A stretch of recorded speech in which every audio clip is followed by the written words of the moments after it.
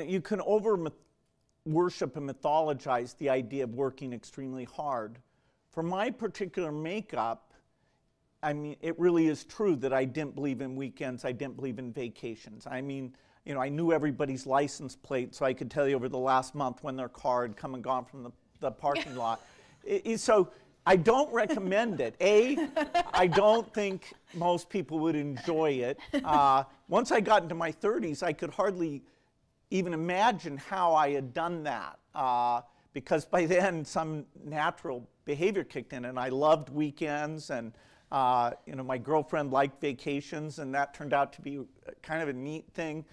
Now I take lots of vacations. I mean, my 20-year-old self is so disgusted with my current self. You know, I was sure I would never do anything but ride and coach. You know, now I have a plane. So it's very much counter-revelations have taken place at high speed. But yes, it is nice if during those first several years, if you have a team that's chosen to be pretty maniacal about the company. And how far that goes, you know, should have a mutual understanding, so you're not one person expecting one thing, another person expecting another thing.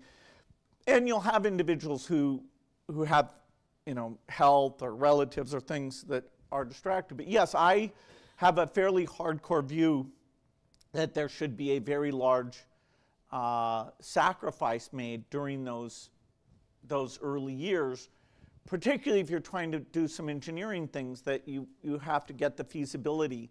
And you know, in the software world, it's very, particularly for platforms, these are winner-take-all markets. So, you know, the greatest mistake ever is that whatever mismanagement I engaged in that caused Microsoft not to be what Android is. That is, Android is the standard phone platform, non-Apple phone platform. That was a natural thing for Microsoft to win. And, you know, it really is winner take all. You know, if you're there with half as many apps or 90% as many apps, you're on your way to complete doom. There's room for exactly one non-Apple operating system. And that, you know, what's that worth? 400 billion that would be, you know, transferred from company G to company M.